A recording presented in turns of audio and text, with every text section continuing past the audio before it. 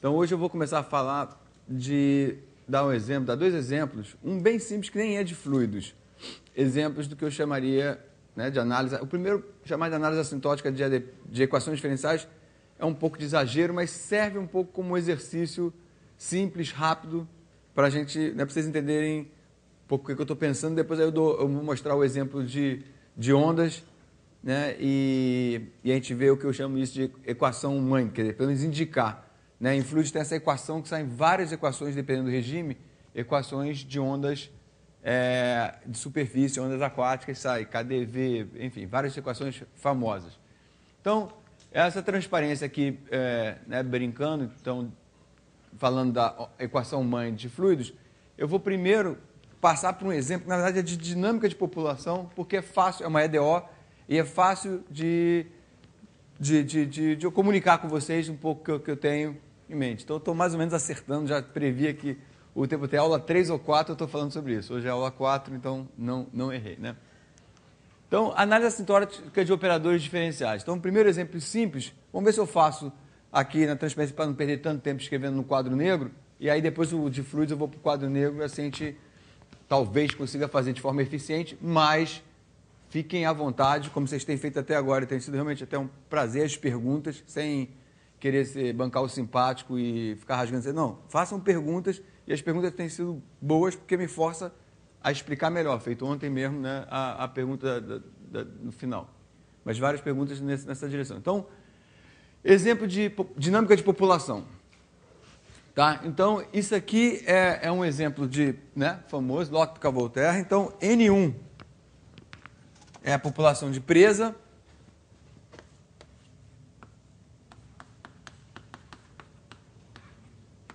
N2 é predador. Tá? Como esses números podem ser 1,5, 17,3, então se presa é coelho e predador é lobo, o que é 17,3 coelhos? É densidade, né? Coelhos por quilômetro quadrado, por exemplo, ou como vocês quiserem. Tá? Então, a população de presa, predador, e esse exemplozinho de dinâmica de populações antigo, clássico e tudo mais. Né? K1, então, olha, esquece K2, K1 é a taxa de natalidade das presas, né? Se não tivesse K2, crescimento exponencial, que nem aquela equação que a gente já resolveu antes. N2, se não tivesse aqui o K3, isso aqui é a taxa de mortalidade do predador, porque é negativo, decai exponencialmente. E os outros termos têm a ver com a interação N1 e N2. Interação entre presa e predador, modelinho simples de que tem comida à vontade para presa, pode crescer à vontade, predador depende de presa para comer e por aí vai. Tá? Mas, enfim, não vou entrar muito na modelagem, né, de dinâmica de populações. Essa equação é linear ou não linear? Oi? Não linear. Né? Tem o termo N1, N2, tem um termo não linear. Então, como eu quero simplificar essa equação para fazer um estudo rapidinho, que basicamente vai virar um probleminha de álgebra linear, como é que eu linearizo essa equação?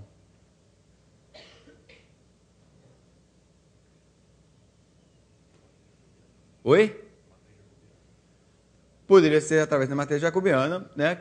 E aqui, mas o primeiro impulso, né, que é pior do que isso, seria eu jogar fora os termos não lineares. Né? Seria jogar fora, fazer K2 e K3 igual a zero. Não seria assim, eu não posso chamar isso de um erro, mas seria uma besteira se eu fizesse isso, porque eu ia estar perdendo informação. E é isso que eu quero mostrar para vocês, e aí depois a gente vai para o de onda. Então, a ideia é, vamos linearizar em torno de soluções, pontos críticos. Então, eu vou fazer o seguinte, vou chamar a população inicial de N1 0, N2 0, e eu vou ver que eu tenho dois pontos críticos, que são dois pontos que o lado direito é zero. Então, são pontos onde, naquele ponto, é zero, então a população não muda. Tá? E eu quero saber o que acontece perto desses pontos. Então, eu vou chamar esses dois pontos críticos de N1 estrela, N2 estrela, que pode ser tanto esse como aquele. Mas deixa eu levar nessa notação o ponto crítico genérico, porque eu vou poder fazer conta seja um ou outro. Tá? Então, como é que a gente lineariza esse sistema? Então, uma maneira de fazer isso é a seguinte. Eu vou escrever assim, deixa eu ver como é que isso aqui a gente pode chamar, em análise assintótica de EDPs, a gente, né, usa, como eu falei, essa palavra alemã que chama Ansatz, que é meio que uma maneira de reescrever as coisas, um chute educado, como você quiser. E aqui eu estou falando o seguinte, deixa eu tentar estudar a dinâmica da população perto, epsilon pequeno, do ponto crítico. Né? E aí vou substituir isso na equação e vou expandir, que é como se estivesse olhando justamente para o jacobiano em torno desse ponto. Então, eu substituo isso na equação, aí vou rodar a manivela, fazer conta, tá? Então isso aqui simplesmente até agora não fiz nada, só estou reescrevendo, como se estivesse dando nome novo para a solução, em vez de ser N1, é N1 estrela, uma constante, mais uma correção, que significa, na minha brincadeirinha, professor japonês, ele entra aqui e fala, o André está querendo olhar perto desse ponto. Aí substitui, até aqui nenhuma aproximação, parece que estou complicando a minha vida, né? Substitui, então vai aparecer épsilons e épsilons ao quadrado, por causa do termo não linear. E aí, se eu chegar à primeira aproximação, que são as equações de ordem épsilon, tá? Então, em ondas, como primeira aproximação, é daí que vem a terminologia um pouco fracamente dispersivo, fracamente não linear e tal, que são as primeiras aproximações no parâmetro pequeno. Tá? Então, é daí que vem a terminologia que eu vou fazer um pouquinho rápido para dar tempo de contar várias coisas para vocês quando eu mostrar as equações de fluidos. Então, esse é um exemplozinho que ajuda a perceber o que eu estou fazendo. Então, até aqui eu parece que estou complicando minha vida, não fiz nada, é exato. Aí eu trunco. Trunco quer dizer, truncar, vou jogar termos de ordem mais alta fora. Tá? E muitas vezes, essa análise assintótica nas situações mais complicadas é formal. É muito difícil, em algumas situações, provar rigorosamente que o rabo da série em epsilon, por exemplo, que eu estou jogando fora, é de fato, você consegue ver, se for pequeno, isso aqui você argumenta, mas muitas vezes provar em generalidade que aquilo é pequeno e estimar não é fácil. Mas aí tem várias maneiras que você compara e você vai dando evidência matemática de que a aproximação é boa. Eu vou mostrar depois. Você pega a equação reduzida e prova teoremas com ela, que seria pessoas provando teorema com KdV, que é o modelo reduzido que veio da equação mãe. Né?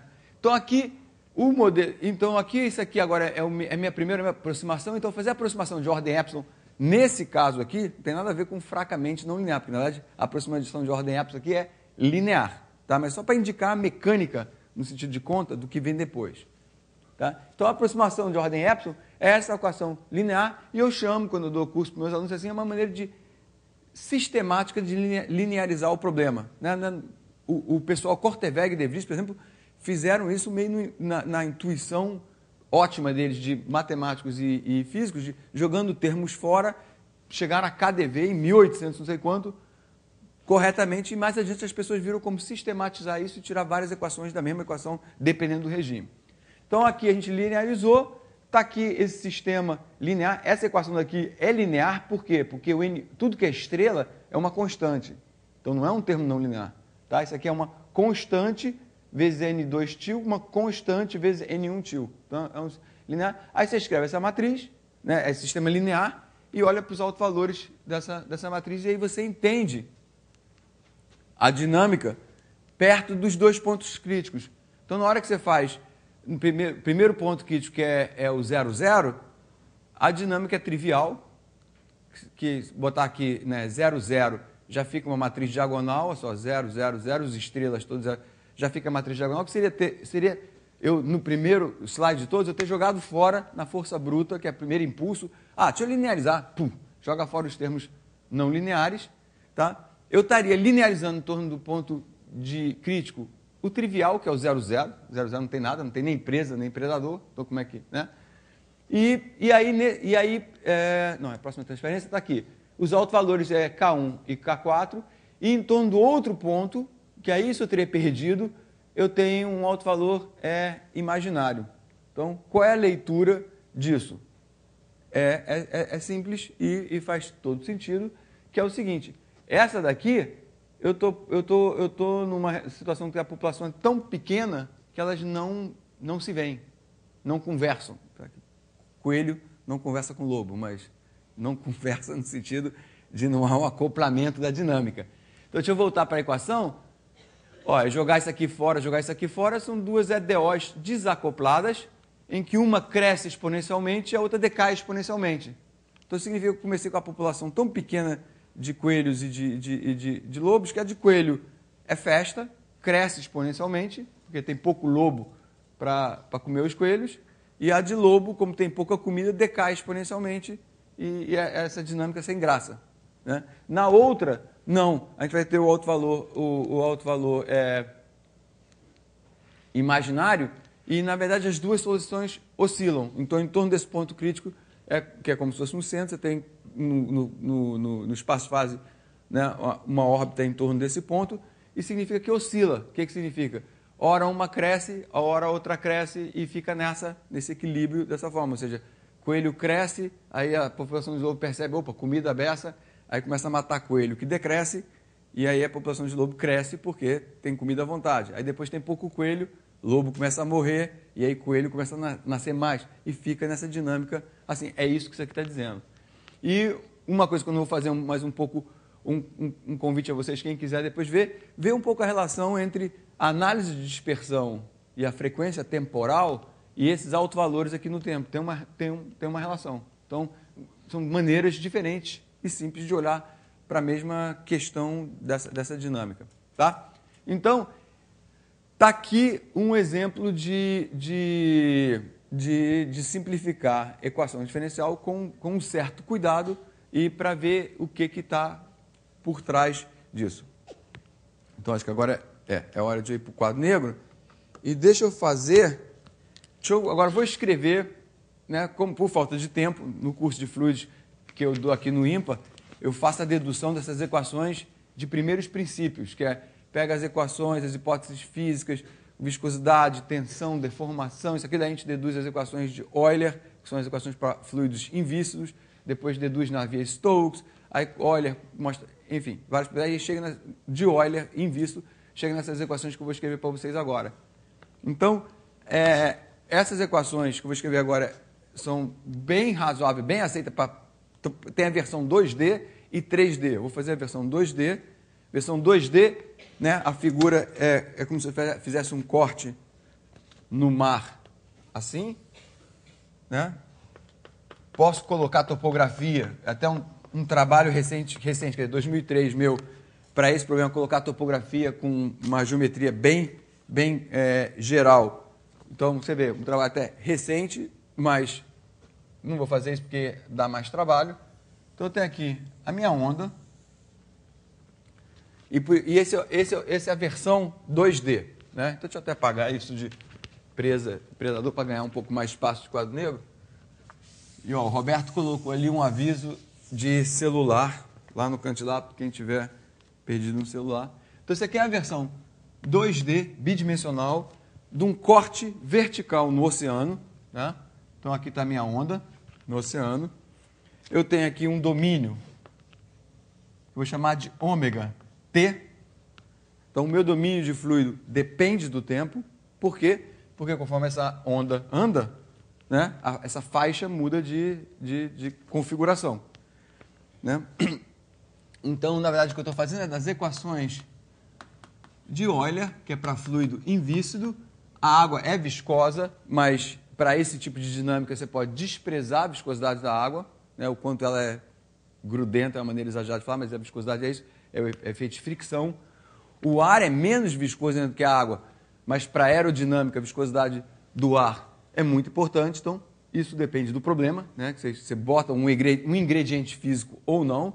Então, nas equações de Euler, devido às hipóteses que eu vou falar aqui, dá para a gente reescrever isso via teoria, porque facilita a matemática do potencial, teoria do potencial não linear, que é as equações que eu vou escrever agora. E ainda para complicar, com fronteira livre. Então, o problema é de fronteira livre. Fronteira livre já está aqui, é essa onda. Então, o meu domínio, onde eu vou ter que resolver as minhas EDPs, eu não conheço o domínio a priori. Então, a cara do domínio é parte do problema, por isso que é dito de fronteira livre. Essa fronteira aqui de cima, que é a onda, é livre, e aqui é o fundo impermeável, né, do oceano. que é uma simplificação. O fundo do oceano não é impermeável. Né? Tem areia e tal, e tem outras coisas, tem transporte de sedimento. Então, o problema pode ficar muito complicado e tem muita coisa para ser entendida. Mas vamos começar, vocês vão ver as equações como são complicadas. Começar com fundo, como se fosse um concreto impermeável, não muda, não tem transporte de sedimento nem nada. Superfície livre é uma fronteira livre. E aí, o fluido é invíscido, né? Então, a gente não tem viscosidade. O celular órfão tá chamando o pai aí ou a mãe. É o Rafael que tá ligando. Alguém conhece o Rafael? Então, então não tem viscosidade. Tá? Então, o que significa um potencial? Deixa eu escrever outra vez aqui. É que a minha velocidade, UV, é dada como gradiente de φ, e φ, que é uma função de x, y, t, é chamada de um potencial de velocidade. E U e V, esse vetor, U é velocidade nessa direção, V nessa direção. Problema bidimensional, opa, já estou escrevendo pequeno. Tá, então, potencial é isso. Então, a princípio, já estou nesse problema, porque eu tenho um escoamento que eu estou considerando que ele tem certas propriedades, porque ele é incompressível, a compressibilidade da água é desprezível. Eu estou desprezando redemoinhos, então ele é irrotacional. Tá? Então, outras hipóteses são essa aqui.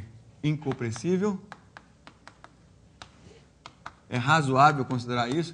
Irrotacional. E isso me permite usar esse potencial de velocidade. E aí, em vez de eu estudar um problema com essas duas variáveis dependentes, eu troco por uma variável dependente só, então aparentemente é uma vantagem. Agora, olha só, eu vou escrever as equações. No interior, o problema é bastante simples. É resolver Laplace. Tá? Basicamente, por essas razões daqui, você consegue ver que você tem Laplace. Deixa eu ver, até é fácil de fazer, porque olha só, se U, V, vou fazer assim, se U é dφ dx, V é dφ dy, e aí você impõe a outra condição, você vai concluir que dφ dx mais dφ dy é igual a zero. Impõe isso aqui, ó, divergente é du dx mais dv dy. Pronto, dá o Laplaciano. Então, equação fácil. No fundo, como é impermeável, a minha condição é a condição normal de Neumann, quem já estudou um pouquinho de ADP, dφ dn igual a zero, porque o que é isso? É velocidade na direção n normal, né, para fora do domínio, é zero. Né? Gradiente escalar n, velocidade normal. Então, o fundo é impermeável. Tá bom? Então, isso aqui está associado à incompressibilidade e rotacionalidade. Tem um Laplace. Então, o problema até agora, o que eu estou reclamando desse problema ser complicado? Laplace com a condição de Neumann. Você aprende quando estuda a equação, né, Laplace. A complicação vem toda aqui da fronteira livre. Tá? E, de novo, eu estou tirando um pouco essas equações da cartola, porque não tem tempo de deduzir. Então, isso aqui, a onda, é a mesma coisa que essa, né, é sinônimo dessa superfície livre. E eu vou normalizar o meu problema. Tá? Eu já vou explicar um pouquinho para vocês o que é, mas deixa eu dizer aqui que o fundo está em y menos 1. Boto o meu sistema de coordenadas aqui. Né? A minha superfície livre, eu vou dizer que está em y igual a alfa. Já vou dizer o que é alfa. Eta de xt.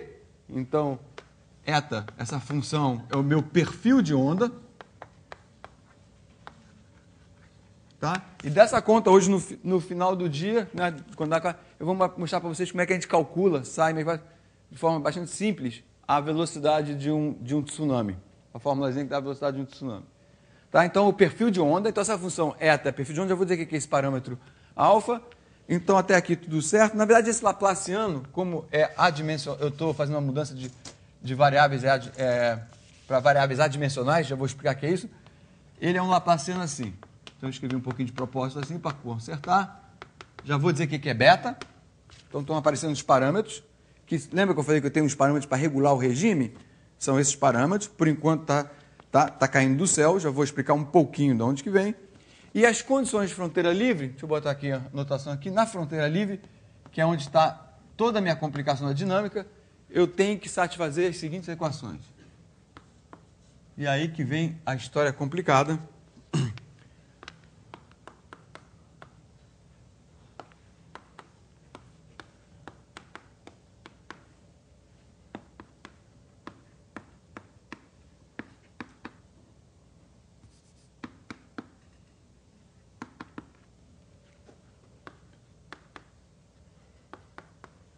Tá? Então, isso aqui no curso de fluidos que eu dou, a gente aprende de onde vem isso aqui. Agora está caindo do céu. Mas a gente vai conseguir fazer pelo menos apresentar umas coisinhas para vocês, fazer umas continhas. Aqui está errado.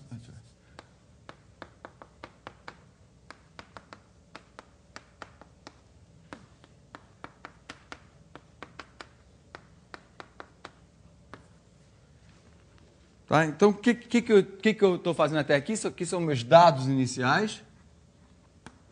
Olha como é que o problema complicou agora de onda. Esse é um problema de onda, né? Como eu estou apresentando rapidamente, por que isso aqui tem a onda, não é tão fácil de ver, mas Laplace aqui dentro, Neumann aqui no fundo, e olha só, aqui deixa eu pegar uma cor para ressaltar para vocês que esse problema tem basicamente assim, eu posso falar que duas não linearidades.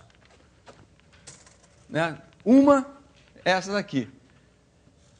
O alfa que aparece aqui é um parâmetro de não linearidade. Já vou dizer quem ele é. Tá? Ele está multiplicando os termos não lineares da minha equação. Depois eu tenho esse beta que eu já vou mostrar para vocês depois, que é o parâmetro de dispersão, que me diz se eu estou em ondas longas ou não. E eu tenho um outro, o alfa aparece aqui também. Cadê? Aqui. Então, e essa não linearidade é um pouco assim, a princípio aparece, vocês vão ver que isso aqui é o mesmo parâmetro, é um pouco mais sutil como não linear, mas é o seguinte, ela está dizendo o seguinte, eu não sei, eu estou resolvendo para onda. Então, para eu resolver esse problema, eu tenho duas variáveis dependentes, potencial e eta. Aqui também a equação de evolução na superfície livre da onda, potencial e eta. A evolução se dá através da superfície. Eu preciso de dois dados iniciais. Então, aqui o potencial no tempo zero na superfície é essa função, φ0 de x, e essa função vem do dado inicial do perfil de onda. Seria esse perfil que eu dei aí. E aí, solto o cronômetro e quero estudar a dinâmica desse bicho, que pode ser, por exemplo, um tsunami viajando numa região onde aqui eu normalizei a profundidade e é igual a 1. Eu já vou dizer de onde é essa normalização, que a gente começa deduzindo as equações em variáveis dimensionais, onde é quilômetro ou metro, e a gente adimensionaliza para aparecer esses parâmetros. Deixa eu já escrever, então, quem são esses parâmetros. Quando a gente adimensionaliza, aparecem esses dois parâmetros que alfa é A sobre H0, beta é H0 sobre lambda. E deixa eu só começar um pouquinho, não vou fazer tudo. E é o seguinte, a nossa adimensionalização começa assim.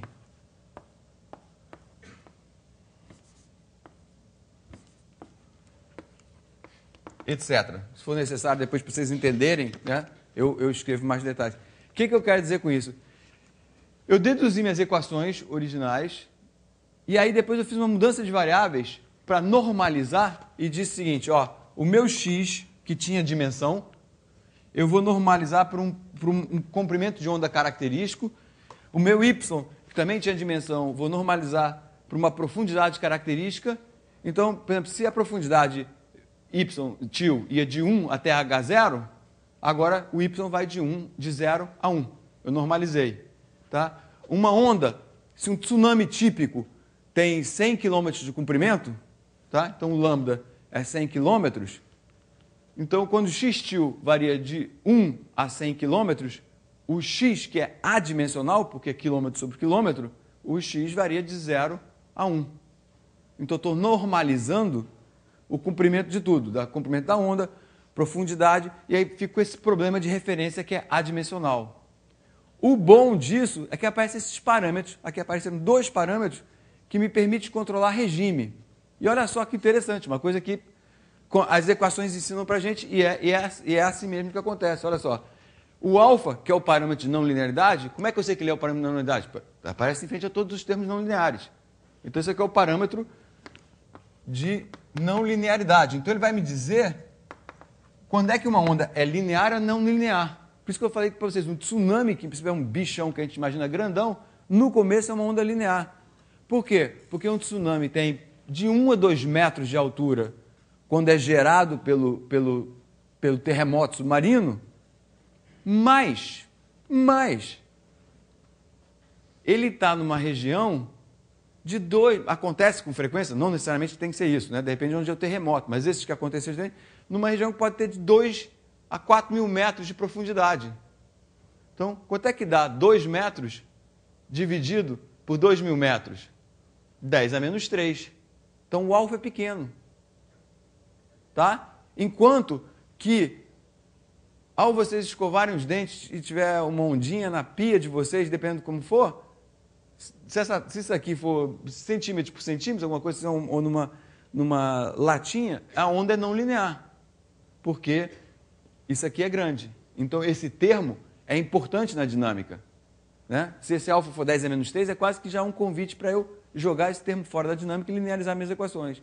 Então, isso já começa a dizer se eu estou no regime linear ou não linear. E quando a gente fala no regime fracamente não linear, é numa expansão. Se eu chamar, eu posso fazer isso, chamar o alfa de epsilon e o beta também de epsilon, dizendo que os dois são pequenos, eu faço expansões em epsilon, como eu fiz no problema de dinâmica de populações, e começo a catar termos nessa equação de uma forma cuidadosa, e daqui, dessas equações, eu tiro KdV, posso tirar Schrödinger, posso tirar várias equações dependendo do regime físico de interesse. Olha só agora o beta. Outro parâmetro que tem uma leitura muito clara. Né? Então, não linearidade é, na verdade, uma taxa entre amplitude e profundidade. Por isso que o tsunami, no começo, é linear. E por isso que também, quando eu mostrei naquele filmezinho na primeira aula, que ele vai estreitando e a amplitude vai aumentando, perto da costa, ele é uma onda não linear, porque o A aumenta e o H diminui. Vai ficando raso e, devido àquele efeito sanfona também, vai ficando, a amplitude aumenta, então ele vai ficando e eventualmente quebra. Tá? Então, esses termos da dinâmica começam a ser mais importantes, começam a ser importantes, não pode jogar fora. E por que o parâmetro beta, que é chamado parâmetro de dispersão, isso não está claro ainda, eu vou mostrar ainda, ou hoje no comecinho da aula de amanhã, é de dispersão, ele também me diz se eu estou no regime de águas rasas ou de ondas longas, e é por isso que os dois regimes é a mesma coisa, a questão de terminologia. Desde a primeira aula eu estou falando, tem gente que prefere falar só de ondas longas, tá certo. Porque, olha só, se beta é pequeno, é porque ou o H é pequeno, o H0 é pequeno, ou porque o lambda é grande. Tá? Então, se o beta é igual a epsilon, eu vou para matemática, a gente não precisa botar 10 a menos 3, não, a gente bota epsilon menor do que 1 e faz contas, expansões, pensando, epsilon é pequeno, não interessa 10 a menos 3, 10 a menos 4, certo? A gente bota um epsilon e vai em frente fazendo cálculos.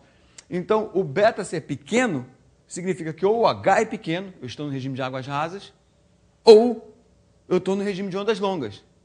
Então, eu posso estar no regime de águas rasas porque eu estou perto da costa, ou eu posso estar no regime de ondas longas porque o tsunami tem 100, 200 quilômetros de comprimento. É muito grande. Então, o beta é pequeno. E aí eu posso ordenar ele como epsilon e aí fazer conta. Tá bom? Então, e o que é muito legal e importante, dinâmica de fluidos, a gente faz esse tempo todo, que é adimensionalizar, colocar em variáveis adimensionais e ter um problema meio que canônico, sem dimensão, onde tudo foi normalizado, é porque aí pipocam uns parâmetros, de vez em quando pipoca 1, de vez em quando pipoca 2, de vez em quando pipoca 3, depende. E aí, através desse parâmetro, você identifica o regime que você está. E por regime é isso que eu quero dizer. Linear, não linear, águas rasas, ondas longas ou não. Tá? E a gente vai ver daqui a pouco que o efeito desse parâmetro beta é de fazer com que o problema seja dispersivo ou não. A gente já brincou sobre o que é uma onda dispersiva ou não. Tá bom? Então, é meio que tem dois botõezinhos para controlar a dinâmica. Ok. Então, deixa eu só escrever aqui, que está nas minhas notas como lembrete. Alfa igual a 0 implica que o problema é linear. Eu vou linearizar o problema. Eu vou fazer isso já já. Alfa igual a epsilon, muito menor do que 1. Em geral, a gente chama do regime fracamente não linear, porque se a gente pegar o primeiro, na expansão que a gente vai fazer, pegando o primeiro, quando a gente pega o primeiro, na verdade, quando a gente pega o primeiro termo na expansão em alfa, e beta igual a epsilon menor do que 1, a gente diz que é o regime fracamente dispersivo. E aí, muitas vezes, as pessoas fazem isso, pegam uma equação, por exemplo, a KdV, aí aparece os épsilons, e depois, na hora de fazer análise matemática, você bota epsilon igual a 1 e tenta provar coisas que é muito importante usando análise funcional, por exemplo, se o problema está bem posto, bem colocado ou não, ver problemas de estabilidade, existência, e meio que muitas vezes até esquece de onde veio a equação, o que até certo ponto tudo bem. Muitas vezes é importante também que muitas vezes você vê que a equação reduzida, que eu vou mostrar para você aqui com o modelo reduzido, não tem propriedades muito legais, aí você volta um pouco para a equação mãe, que seria aqui, e fala, não, peraí, eu troquei um termo por outro de maneira errada, faço outra troca. Tem 1000 maneiras de extrair, de garimpar equações simplificadas dessa equação. E, na verdade, no começo da história, não tem nada te dizendo o que está certo e o que está errado. Você tem que depois pegar um modelo reduzido e fazer teoria com ele, ou provar coisas para ver se ele realmente tem propriedades boas. E uma história que eu acho engraçada é que muitas vezes, né, quem está trabalhando na análise funcional dos modelos reduzidos, muitas vezes não viu essa expansão daqui, por isso que a gente chama que é fraca. A KdV, por exemplo, ela é uma equação que é fracamente não linear, fracamente dispersiva, porque, em princípio, ela deveria aparecer assim, ó. Né? A menos de uns coeficientes aqui, muitas vezes é 6 e tal, porque o alfa virou epsilon, o beta virou epsilon, e é muito importante esse epsilon com epsilon para aquilo que eu falei ontem, da queda de braço entre as duas coisas, permitir ter uma solução do tipo secante ao quadrado, que é a onda solitária. E uma vez eu estava dando uma palestra, acho que foi aqui no INPE, veio um rapaz falar comigo que ele trabalhava nessa área também, quer dizer, trabalhava com KdV e tal, e eu acabei deixando ele insatisfeito, porque ele falou, eu trabalho com equações de KdV, Bus-Nash. Eu falei, legal, então você também trabalha, né, me coloquei na jogada, falei, você também trabalha em modelos fracamente não lineares, fracamente dispersivos, né? Aí ele olhou para mim assim, por que fracamente? O fracamente meio que ofendeu um pouco não sei, parece que reduziu o problema a uma coisa menor. Não, o fracamente é porque se você não sabe de onde vem isso aqui e bota aqui só um coeficiente alfa, beta, né? É a equação legítima, com uma não linearidade de, mas é fracamente, por causa que é o primeiro termo não linear dominante que vem dessas equações daqui. E fracamente não tem nada de depreciativo, negativo, né? E ele ficou assim, mas por que fracamente? Aí eu falei, não, enfim, não tem problema nenhum. Então, está aqui. Então, qual é o próximo ponto que eu quero levantar aqui? Tá bom, vamos fazer o seguinte. Vamos agora fazer, deixa eu apagar então o lado de lá para deixar esse quadro deixa eu apagar aqui para deixar o desenho.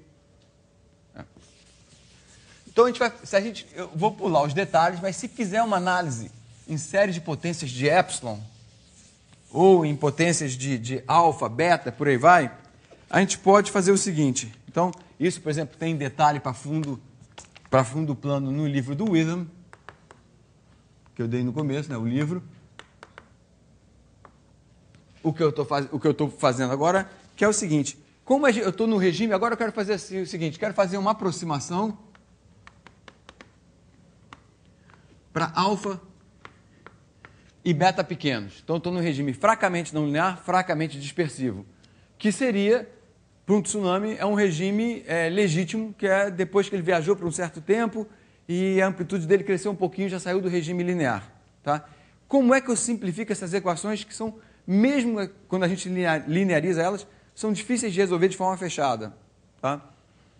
Então, como é que eu faço para resolver e essa equação que tem essa complicação da fronteira livre e tal? Então, se a gente faz uma série de potências, então, o que as pessoas fizeram, de certa maneira foi o que o Korteweg e De Vries pensaram lá em 1800 e alguma coisa, é o seguinte, que se essa onda daqui é muito longa, né, o meu desenho está numa escala ruim, né, eu deveria exagerar, que é o seguinte, se eu estou no regime de águas rasas, ondas longas, é como se eu tivesse uma coisa assim. Tá? E aí, se eu estou numa coisa assim, essa faixa daqui, que está mudando dinamicamente, ela é magrinha, ela é fininha, e é razoável de se pensar que se eu tenho, né, essa onda é suave e tal, então eu não tenho problemas de regularidade e tudo mais para calcular várias derivadas, então é razoável, foi isso que certamente devem ter pensado Korteweg, De Vries, Busnetsky em 1800 e pouco, eu nunca vi uma palestra deles, então tem que, né, pressupor que foi isso que pensaram, deve ser, que eles fizeram uma expansão na vizinhança do fundo, ou seja, o que está acontecendo aqui, eu posso fazer uma expansão daqui para cá com uma aproximação razoável, tipo quase como se fosse a expansão de Taylor, mas usando série de potências, e aproximar a dinâmica só para a superfície livre aqui. Então, em vez de eu ficar com esse domínio, a dinâmica toda no domínio ômega, eu vou simplificar a dinâmica só para torná-la unidimensional. Tem um problema bidimensional, que ele é muito complicado. Então, fazemos uma expansão aqui, e fazendo isso, eu vou pular um pouquinho, né, os detalhes, mas é um pouco rodar a manivela, é braço, tá? Estaria nesse livro do Witham, e aí você chega a coisas do seguinte tipo, que o potencial pode ser aproximado assim, por exemplo.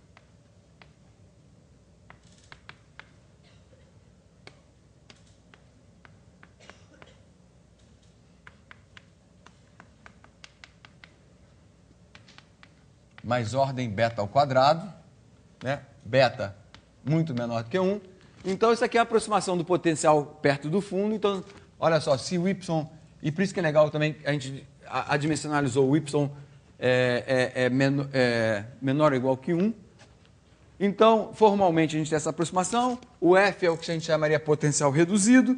E aí, você fazendo isso aqui, no livro do Witham, você pode ver que essa expansão aproxima muito bem a solução, até se você considerar a expansão toda, na série infinita, ela formalmente satisfaz Laplace, né? E se o F é suave e tal, você consegue meio que acreditar que a série tem cara de que uma série que converge. O dφ dy aqui, na verdade, dφdn, na verdade, é só dφ dy, porque a direção normal é essa, a gente também satisfaz isso aqui. E aí o que fica faltando, que é, na verdade, o grosso do problema, é saber como é que esse cara daqui, essa expansão em série, lida com essas equações aqui, que é a parte realmente difícil do problema.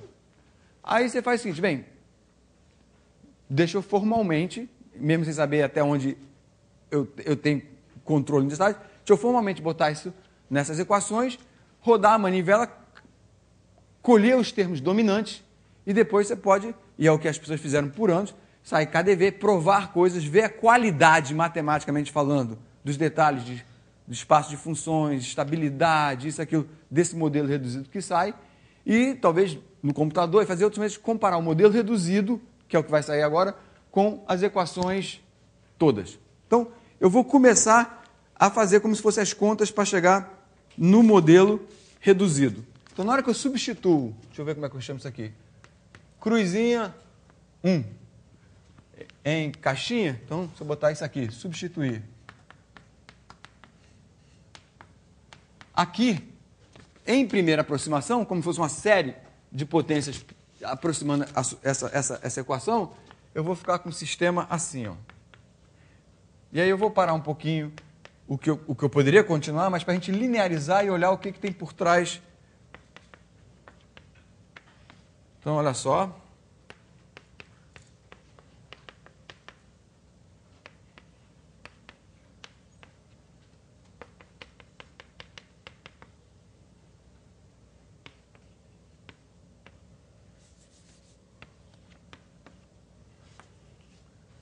Tá, então, o que eu estou escrevendo aqui é que, em princípio, se não tiver truncado nada, isso aqui é uma notação que simplifica, né? Ordem alguma coisa, basicamente um termo dominante, uma constante, vezes esse cara, mas se quiser pensar que é todo o rabo da série, né?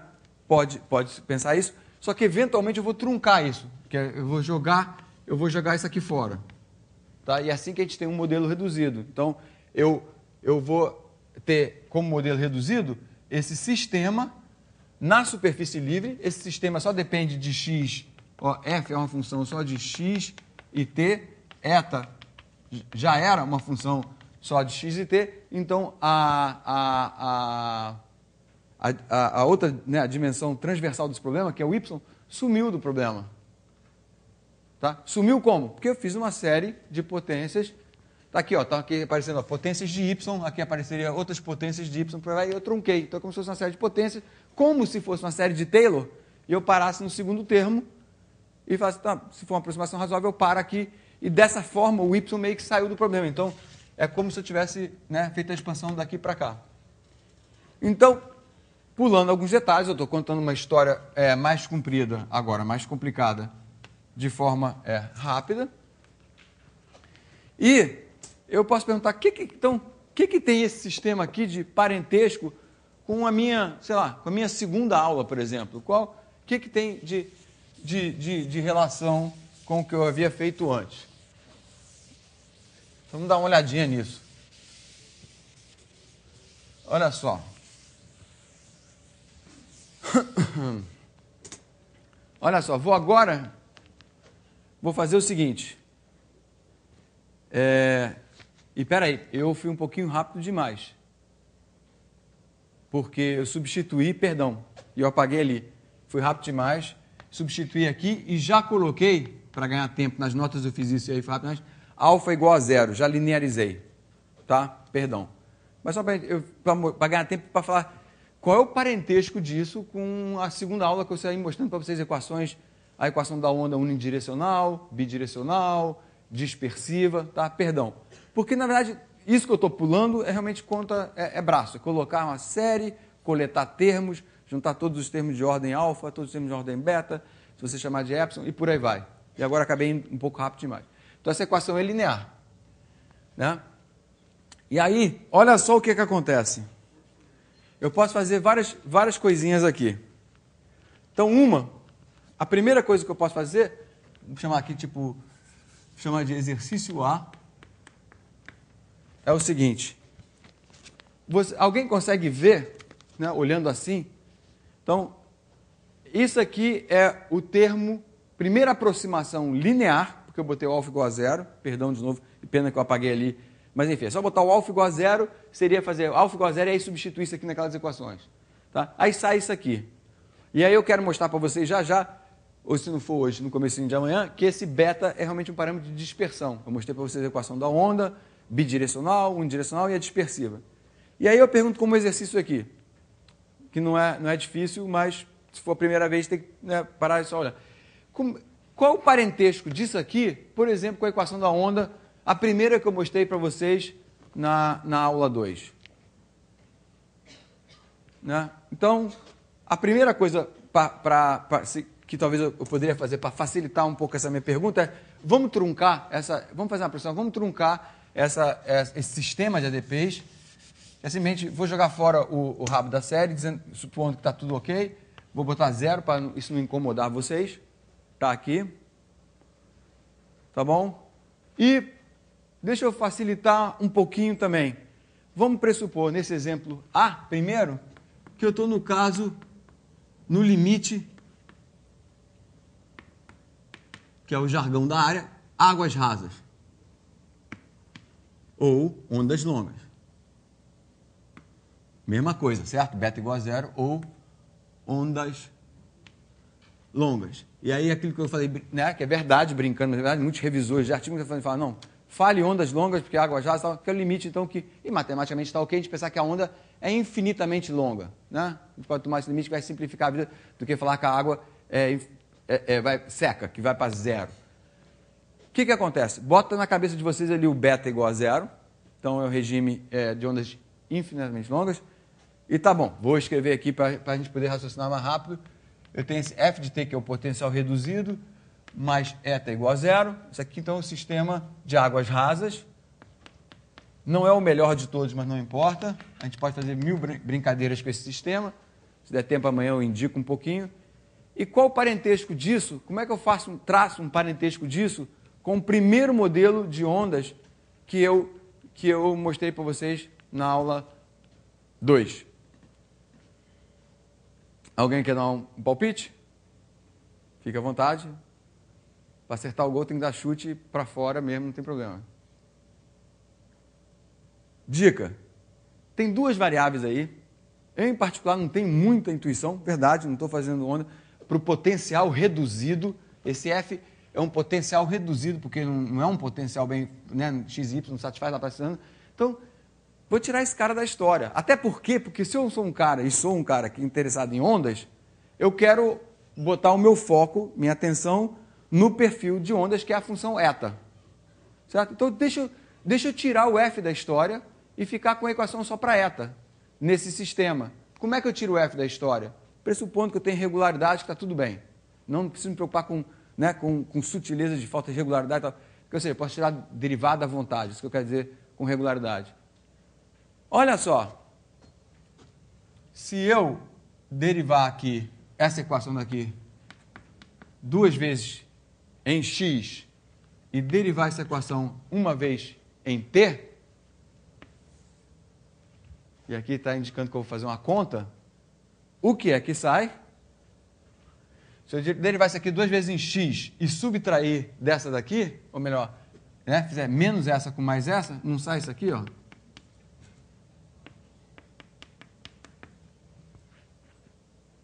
Equação da onda com velocidade normalizada, porque eu normalizei, adimensional.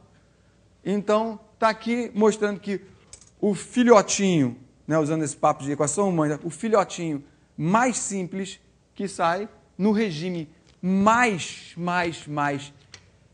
simplificado, né, tirando onda longa, isso aqui, sai a equação da onda, que é a primeira que a gente aprende nos livros. Então, de certa maneira, a gente vê que dentro daquela equação, daquele sistema complicadão, se tiver num regime muito simplificado, águas rasas, ondas longas, né, na verdade a dinâmica é muito parecida. E você vai, bota no computador, faz o que você quiser, e você vê, ou de outras maneiras você vê, a gente acabou de ver aqui, é muito parecida com a equação da onda normalizada, com velocidade igual a 1. Então, isso foi uma análise assintótica simples e sem muita sutileza, até porque fui tirando tudo, descartando tudo, e cheguei na equação da onda. Se eu fizer essa análise assintótica um pouquinho menos, passando tanta a faca, mas ainda assim simplificada, eu poderia chegar nessa equação daqui. Então, como o tempo está terminando, qualquer coisa eu volto isso um pouquinho disso na aula que vem. Mas deixa eu só acabar aqui, que aí eu repito isso, fica um pouco motivação para a aula que vem. Então, o que eu fiz aqui? O que eu fiz aqui, né, simplesmente eu voltei para essa equação daqui, tá? Voltei para essa equação daqui e fiz aquelas mesmas contas para eliminar esse F, mas eu não consegui eliminar essa parte daqui, que vem com beta. Tá? Mas aí vem um truque de análise assintótica, de coisas, e que é simples nesse caso, tem uns outros truques que são mais sofisticados, que é o seguinte: lembra que aqui eu tinha escrito que aqui era ordem beta e aqui era ordem beta. Então vem um truque de análise assintótica, nesse caso simples, que você permite você trocar derivadas. Uma derivada no tempo, uma derivada no espaço. Como? Isso aqui, eu estou dizendo que isso aqui é o termo dominante do meu operador diferencial, e esse aqui seria o meu erro, que eu estou doido para descartar. Mas segura esse erro um pouquinho, pensa um pouquinho que isso aqui vai para a lixeira, o seu erro, e aí você olha, por exemplo, deixa eu ver qual das duas que eu vou usar. Você olha para essa daqui, essa equação daqui, e eu posso dizer o seguinte, que eu posso dizer daqui que f de xx é igual a menos eta de t mais ordem beta, que é esse cara daqui. Certo? Se o beta é pequeno, ordem beta é maior que ordem beta ao quadrado. Então, nessa continha daqui, esse cara aqui é um erro maior do que até aquele. Mas aí isso me permite chegar aqui e fazer o quê? Me livrar desse f. Porque eu quero escrever uma equação só em eta. Então, eu vou me livrar desse f, sabendo que essa conta aqui me diz que, olha, fxx é menos eta de t mais um erro de ordem beta. Mas como eu já tenho um beta aqui, na hora que eu colocar isso aqui, vai me dar um erro de beta ao quadrado, que é exatamente da mesma ordem do que está aqui no meu erro de truncamento e que eu vou jogar fora. Então, isso permite a gente chegar, botar um menos aqui, botar um eta xx, cadê? Aqui vai ficar tt, e aí eu tenho essa equação que na aula que vem, né, tem que acabar agora para não atrasar demais, na aula que vem, se a gente fizer, você vê que quando beta é igual a zero, eu tenho a equação da onda, e quando esse beta está aqui, se eu fizer análise de Fourier, que igualzinho a gente já fez antes, a gente vai ver que esse beta aqui vai dar um efeito de dispersão, ou seja, os modos de Fourier vão viajar com velocidade diferente. Então, a gente vai ver que a primeira aproximação para fracamente dispersivo, depois que a gente permite, né, não está no regime infinito de ondas longas, está em ondas longas, mas não mandou para o infinito, tem esse efeito daqui. Tá? E aí, nessa brincadeira toda, e aí eu vou terminar aqui, é que você pode, na hora que incluir não linearidade e tal, tirar desse sistema aqui um sistema não linear, que é primeira ordem alfa, primeira ordem beta. Esse sistema daqui é bidirecional, já dá para ver que, inclusive, nesse limite mais fácil de todos, onda bidirecional.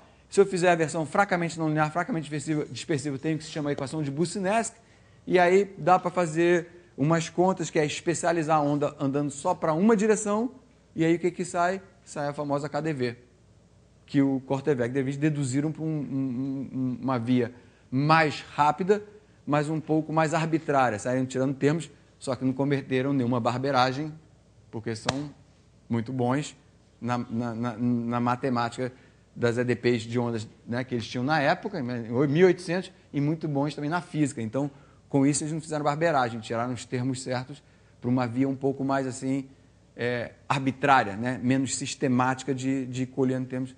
Então, tá bom? Então, isso é um pouco da análise assintótica de operadores diferenciais, e aí amanhã eu conto um pouquinho mais disso e um pouquinho do que eu quero dizer por análise assintótica de soluções, né, de problemas com operadores diferenciais parciais. Ok? Se alguém tiver pergunta, né, estou terminando.